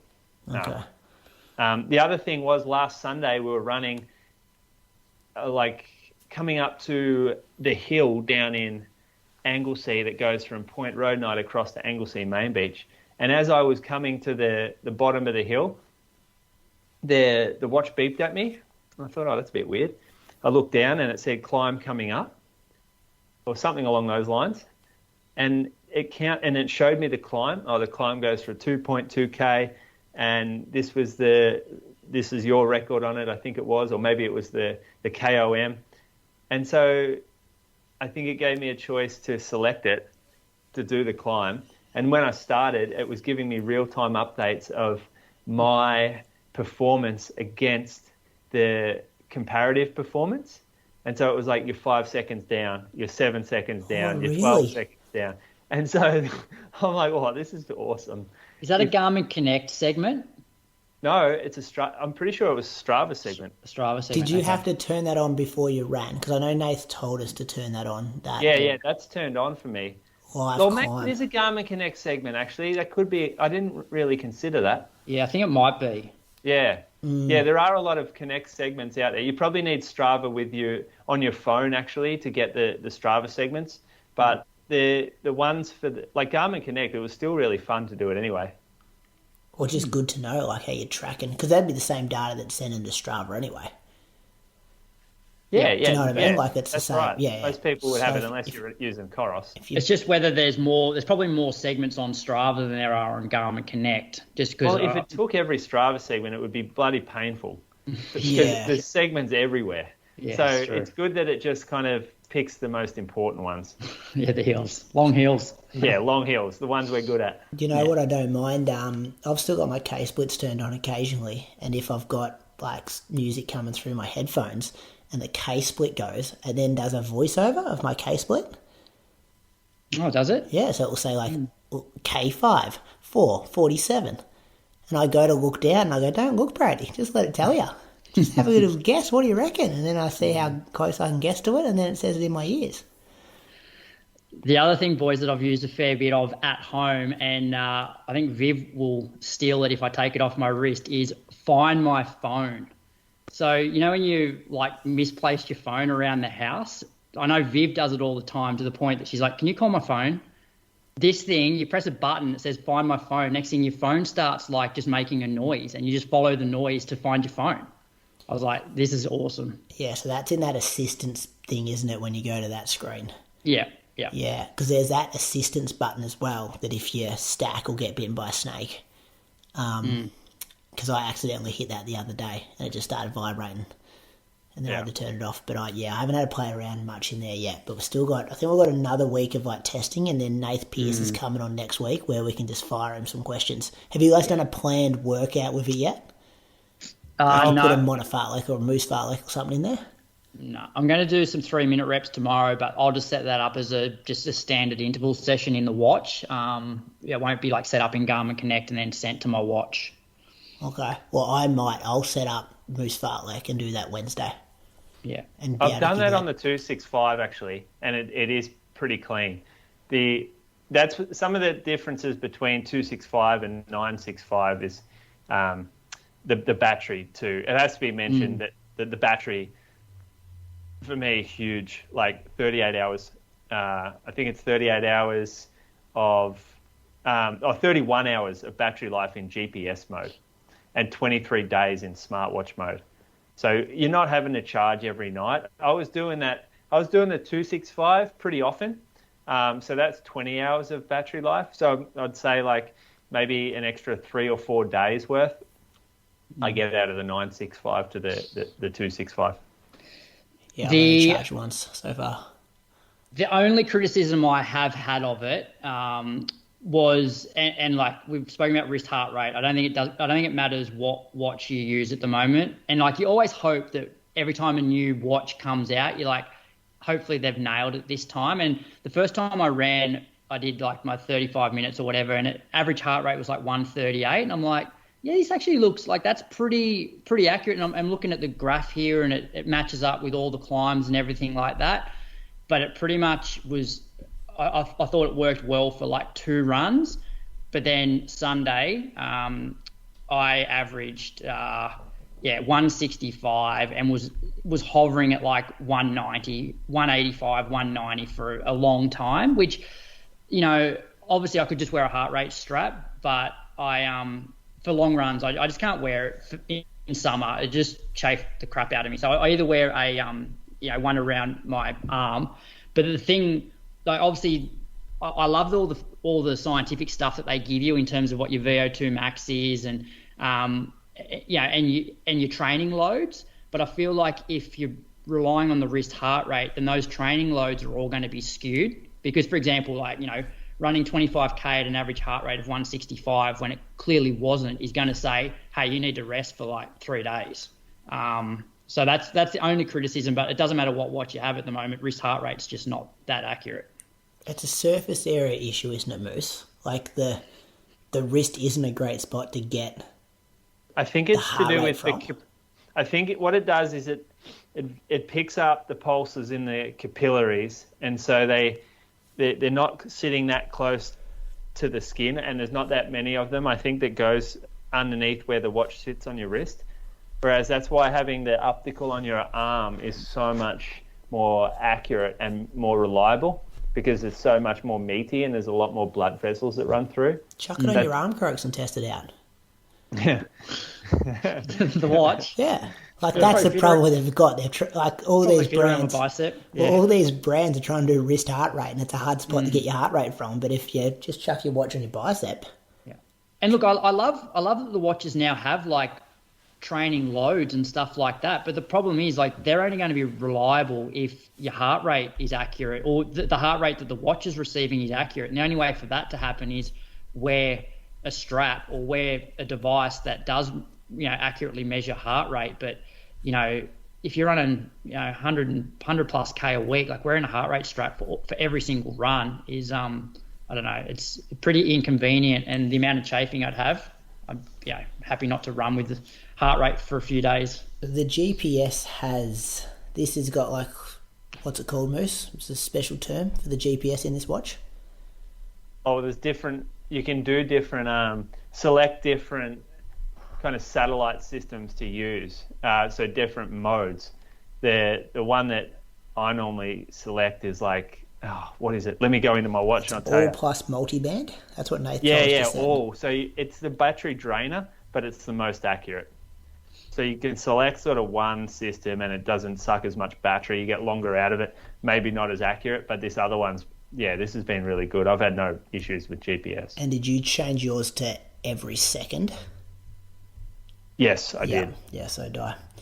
That's good. Massive thanks to Garmin for their support of the Inside Running podcast. Our man, Roman Nath Pierce, you would have known him from our Zatopek live shows when we used to do those. He'll be on the show next week. We'll fire some more questions at him. Let's go to the listener question next, Bradley. All right, this one came in from Reese Edwards today. Should online running coaches be required to have a formal qualification? Good question, Reese Edwards. Moose. Going to be the star of the Road to Osaka series coming up on January the 8th. And this is an interesting one for Brady, I reckon, because Brady has the he's what are you, a director or a co-founder? Co-founder of the country's biggest online coaching platform, and you guys, how many of you guys would have a formal qualification, Brady? Everyone, I reckon, close to. Everyone. Do you have a coaching accredit? I didn't think you did. I got mine back when I was in uni, Crooks. What do you got? That's not relevant. I did when I was a PE teacher. Level 1. I'm only level 1. How long do they stay for? What do you mean, how long do they stay for? Do you pay your AA coaching rego every year? No, I stopped doing that a couple of years ago because we got our own insurance through the company, through Run to PB. So you don't have a qualification at this point. I've done my qualification. Yeah, right. With Athletics Australia, but I'm not paying my yearly membership fees. So you're not a registered coach? Not through Athletics Australia. But you're a qualified coach? Qualified coach. So where are you a registered coach through? Run to PB coaching model.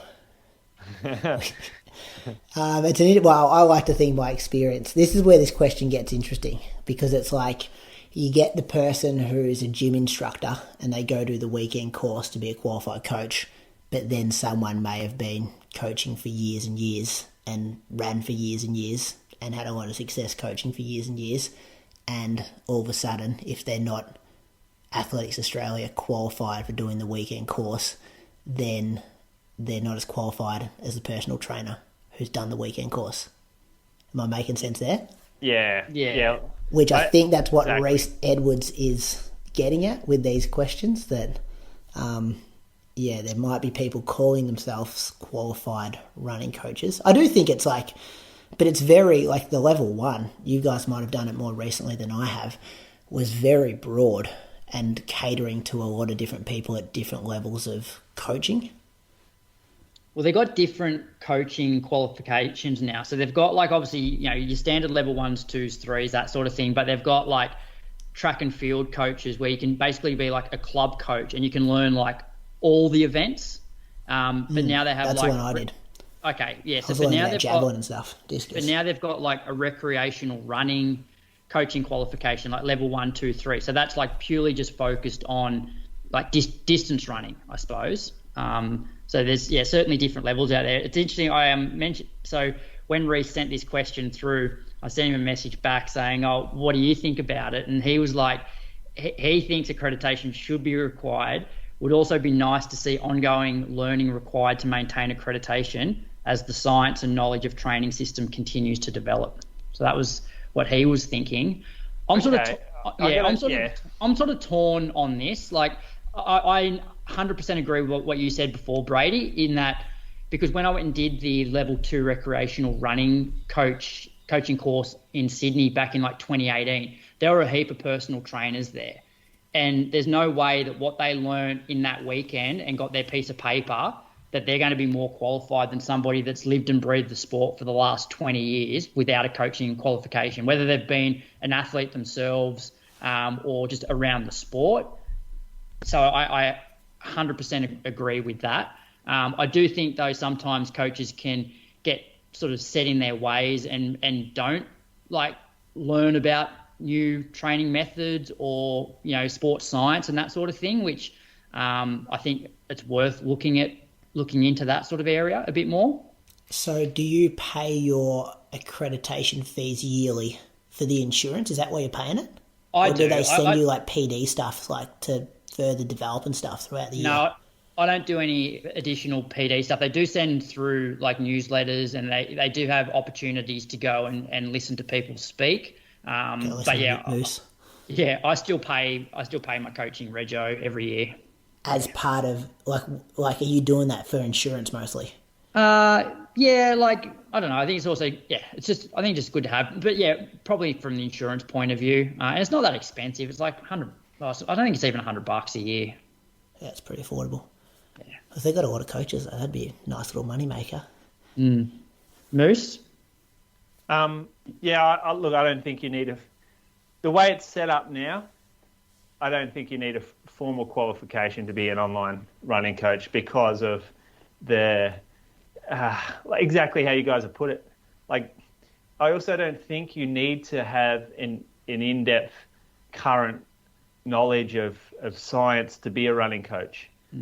Like a lot of those old school coaches that use old school philosophies develop them without knowing about science and use their intuition, their experience over decades of coaching to develop them without a physiologist telling them why it's working. And often the science comes after the coaching has provided them a pathway to test something.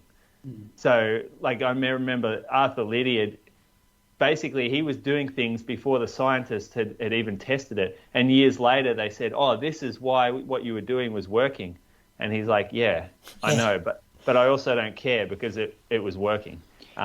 Yeah, I suppose I should clarify. When I'm talking about the sports science stuff, I'm probably talking more about like the marathon and nutrition and that sort of thing, where I feel like that has come a long way in the last 10, 15 years. Yeah, it has, for sure. And yeah, there's a lot of things coming out now that if you've got to be across. And the old coaches that don't keep up with that, they are doing their athletes a disservice by not investigating and continually learning. It's just they will pick out things that they think is relevant. And you take one of those coaches to the weekend level 1 course to get the accreditation and it would be laughable for them. Yeah. What they would be. They would sit there and think, what the fuck am I doing here? But they would get the qualification. So I don't think you do need a qualification, no. We like to say 10 years. Like, if you've been around running for 10 years, we think that's, like, depending on who you are, but that used to be a general rule of thumb that we'd use. Like, if you've been in the AV system for 10 years, you're listening to us for 6 years, you've got a bookshelf full of running books, and you watch flow track videos and documentaries on running, and you absolutely froth it, that means more to me as someone who owns a coaching business than a weekend level 1 rec running coaching qualification. I'm not sure how much Paul listening to us for the last 6 years gives Brady, but you know what I mean? Like, no, the guests, I mean, the people we've interviewed and stuff. But I think anybody out there that's looking for an online running coach, I certainly wouldn't go into that blind. I'd certainly, find out who they are, what they've done, not necessarily as an athlete, like who they've coached, what sort of success they've had as a coach. So like do a bit of research about the person that is going to be coaching you. Don't just look up some random website and just go, oh, yep, running coach, I'll just go to that one. Yeah, do a bit of research. Bios, ask the questions. Good question, good discussion. It's very hard for the governing bodies to make the courses to suit people at different, I guess that's why they've got different levels and stuff. But imagine the clientele, you're getting a wide range of people signing up for those courses. Yeah, I didn't find it that valuable, the coaching course that I did. Remember, Moose, the final assessment for that thing was like writing that, it like a 10-week plan or something, and it was like, somebody who's, I don't know, hardly a runner, where you're basically scheduling run walks for the first few weeks and then progress it to 20 minutes of continuous running. So yeah. Which is, it's almost like that is pretty valuable stuff, I guess, for someone who, like a physiotherapist perhaps, who's rehabbing an athlete back, and would probably be valuable for them to do. And even for the majority of personal trainers, that would probably be valuable. For someone who has no knowledge of the sport, I would say it is valuable. Yeah. Yeah, that's but I guess the argument Brady's saying though, somebody who goes and does that qualification, does that weekend course, they're still not necessarily going to be a better coach or more qualified than somebody who's been, coaching for 20 years around the sport for 30 years and doesn't have a coaching qualification. I don't think anyone would confuse that though. Surely. That would probably just be your insecurity, Brady. If you felt like that. Not my insecurity. I'm just contributing to the discussion. I reckon that's played on your mind a bit. Nah, it's all good. Those high-achieving academic coaches that have gone through the system. I just told you, I don't rate it that high. What are you level? It's like Scientology, isn't it? You get through different levels and stuff. And don't you have to like pay heaps of money and then have don't you have to have an athlete who represents Australia to get to a certain level? I don't know, but I know that I did it because you used to get a coach's payment when an athlete makes a team. Oh, did you? And yeah. So, but you wouldn't get the payment unless you were an AA qualified coach or a registered coach or something, something like that. And so I did the course for those reasons. Oh, that's interesting. So there's people at that level who it's like, we need you to do it, otherwise you're not getting paid.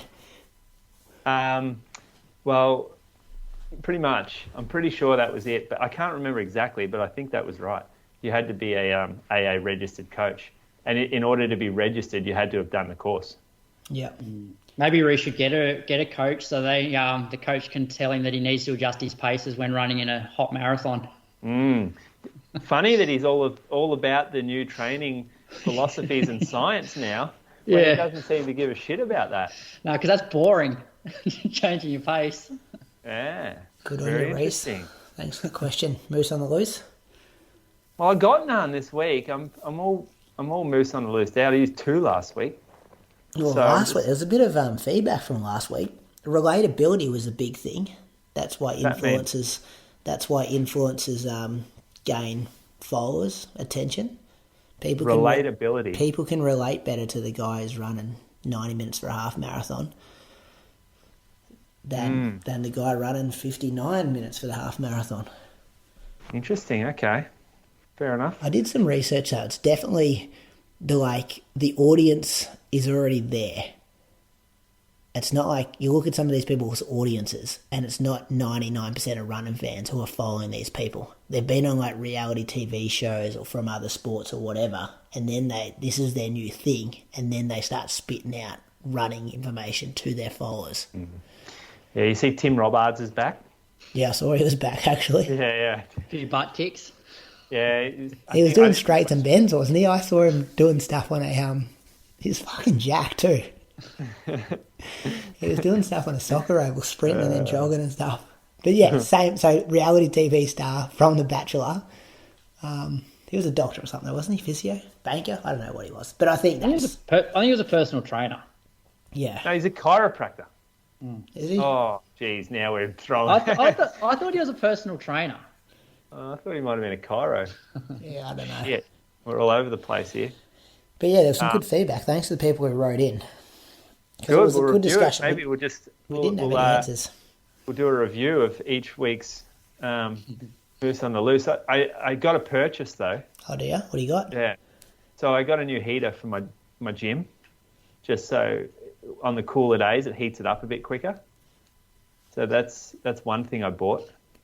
And I also got a new awning for my big exposed window that comes down onto my dining room, because there's an awning up there, but the motor was fizzled. So we got a new motor, and now I can actually sit down on a warm day. Otherwise, it's like a hot box. Does Bree approve of both purchases? Well, no, she was pushing for the awning, and the heater didn't really approve too much of that. Could imagine. Thought that was stupid. And to be honest, it's pretty stupid. Because now I went in there before without the heater on, it was like 31 degrees. Yeah. I'm like, you only go and buy a heater in summer. Should have got more of a discount on that, I reckon. Yeah. I'm light on whispers as well, but can you ask Sinead a couple of questions for me, Moose? Because I've got some old ones fizzling away that have come in. Can you ask her if she's running the marathon? Had a whisper the other day that people think she's going to do her... Because, are we agreeing that, Sinead's in this boat now where she's got the fastest time, obviously the Australian record, but needs to show some kind of fitness? Yeah, she'll need to do something between now and the Olympics. Yeah. But she will. She's not the type of person that can just sit around and train, I think, for, 8 months. So can you just ask her if she's going to run a marathon, Moose? Because I heard a whisper that she's going to do a pacing job in Japan, Pace Nagoya. And I was like, would that count as a show of fitness if it's not an official race? But I guess they have an official split for halfway if she pulls out then. I wasn't sure. I'd say it would. Yeah, so can you just ask her that on Monday? But why are you proving fitness in Feb? The race is in fucking August or September. Yeah, it's earlier than that. It's like June or July, isn't it? Is it? The Olympics Olympics. It's in June. It's later than that. When does the qualifying stop, Mate? The Olympics not in June. Nah, Brady, cook that. Isn't it What Summer he'll do Olympics? here? What he'll do here? I'm Googling. Brad, Yeah, July. 26th of July. In to the July, 11th that's of what I August. said, July. to the 11th of August. Who said September, October? I said, June no, I is said August, July is September. I was in the middle. I was like, no, it's not June. Travel right again.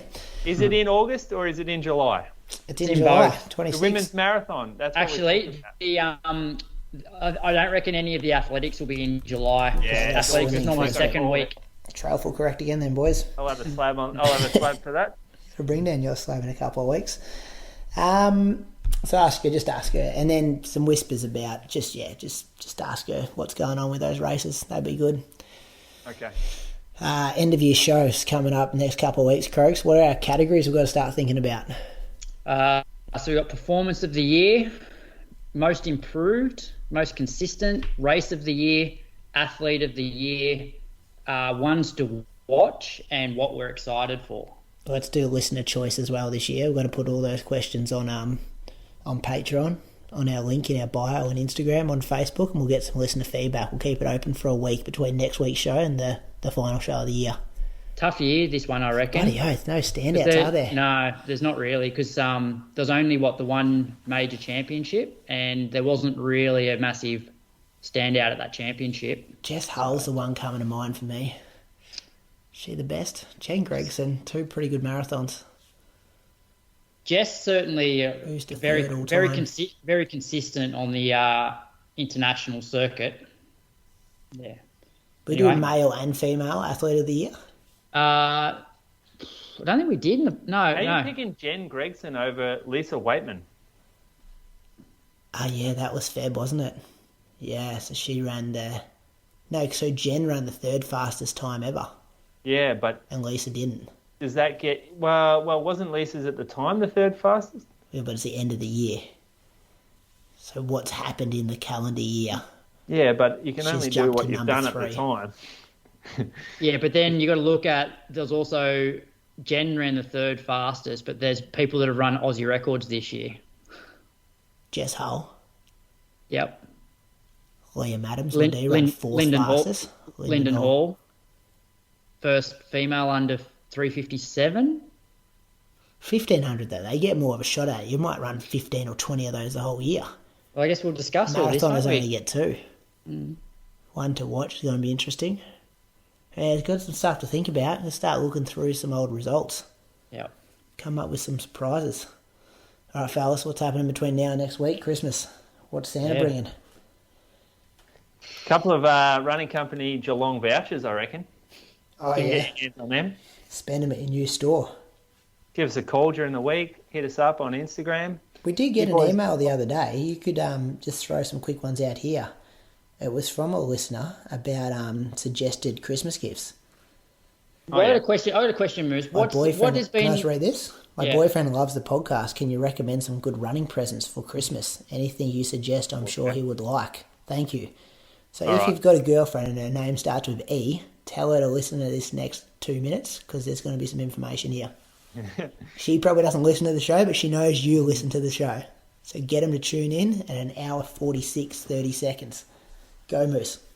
Well, I'm a massive fan lately of the on lightweight cap. So I'm a big cap wearer when I run because I've got a lot of exposed scalp. Well, it's growing, my scalp, and the hair's getting thinner. So this lightweight cap protects me.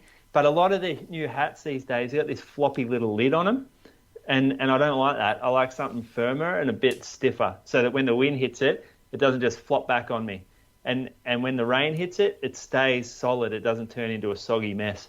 And this new on cap, it's a joy to run in. So that's one of them. That's the on lightweight cap. Pair of Gooders always goes down well. So sunglasses, $50 for a polarized pair of running sunnies. They're silicone. They don't fog. They stick to your nose. You can chuck them around because they're $50, so you don't have to treat them like they're like gold. A voucher is the perfect answer, really, because someone can get exactly what they want. But we've got apparel, so we do Patagonia. There's a 5-inch short from Patagonia, and it's one of the staff's favourite shorts. It's got pockets, it's got a bit of coverage, good quality. That's for men. On the ladies' side, we've got the Nike Aero Swift 2-inch, which is it's like a split short, but it's got a pleated longer back for women. And this pleat, Bree said it's the most comfortable short she's ever worn as a split short. So that's been popular for ladies. Always good to go for the Coros heart rate monitor like you've got, Brady. That's an easy gift because every runner would appreciate that. Can I throw one out there? Not sure if you stock it, but something that I use daily and love. Been using it for 3 years. Requested a new pair off Santa. Pair of UFOs. Oh, we got the UFOs. So we got the UFOs in the slide. We got the UFOs in the thong, and we got these new ones, the adjustable slide. So it's like a slide, but it's Velcro. So you can tighten it if you need to, and you can loosen it if you need to. That is the key. I think it's called the Velcro. It's the adjustable, the UFOs slide adjustable. We also have one called the Omega, and the Omega, primarily for ladies, it's like a high stack, kind of like a Hoka version of the UFOs. So it's got almost like double the amount of cushion. Good. Yeah, they're good. UFOs is probably one of the best pieces of equipment we've ever received on this show. Mine is still going. Yeah, so are mine. They are so good. That'd be 3 years ago they sponsored the show. Yeah. Mine are losing grip. There's a camo pair here, Moose. I'm going to get... You got camo? Don't get camo, please. Camo ain't going to do it for you at the pub. You'll get beat up. No, I don't wear them to the pub. What's the most popular shoe at the moment, Moose, and what's the most popular accessory that you're selling? The most popular shoe is probably the Brooks Glycerin 21 or the ASIC Super Blast, which we just received a second colour today. But the Glycerin 21's been a huge update for those guys, and it's a really I haven't really loved Brooks as a training option for myself, but this would be a shoe I would actually run in. And then the accessory is the Coros heart rate monitor. Brady, you've had those issues. I'm going to follow that up tomorrow with Coros. I'm going to get an answer for you there because I haven't experienced that at all, but it concerns me that you did, so I'm going to look into that. Yeah, it's like, I think it's what I said. It's almost like it goes to sleep and it's like, oh, this run's finished. You need to reactivate it. Oh, yeah. And because when I had my Coros, it was like I had wrist heart rate turned off. So that was, if it wasn't there, I knew it wasn't there and had to do something about it. But because I got the wrist Garmin one, I'm like, oh yeah, it's connected. But it was on me. There's an alert that comes up saying it's being connected. And for some reason, I just, didn't realise it. I've got to pay more attention to that. But you shouldn't have to, because it should almost be like when because obviously if you finish a run and then a warm up and you save it and then you go to start your session, you click the start run and you're basically waiting for the satellites. It's during that period that it should just automatically reconnect to your heart rate. Yeah, and remember, I reckon when I ran that, remember I had an issue with it when I did that 3K race in Bendigo and then I did a threshold afterwards. I reckon that was the same issue. And in saying that, I've ran with it for a month now and I'm talking about, you can count the number of times it hasn't worked on my one hand easy. And I reckon that all the times have been related to that. So yeah. Yeah.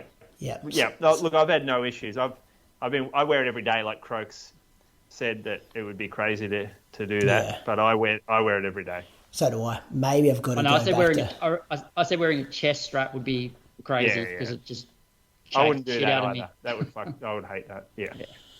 All right, fellas. We'll see you next week for episode number 321. Boxing Day. We're going to record Boxing Day? We are, because Christmas Day is Monday, isn't it?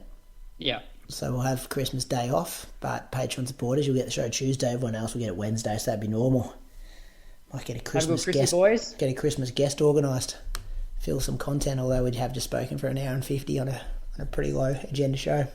We've got Nath. Oh, we got Nath. Yeah, Roman Nath. He'll bring some good Boxing Christmas. Day treat. Yeah, that is, isn't it? He'll bring some good Christmas Day energy for sure. Yeah. All right, boys. See you later. Yeah.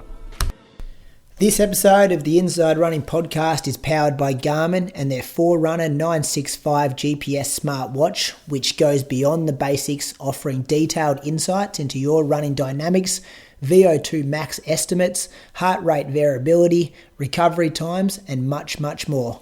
Visit garmin.com.au for more details.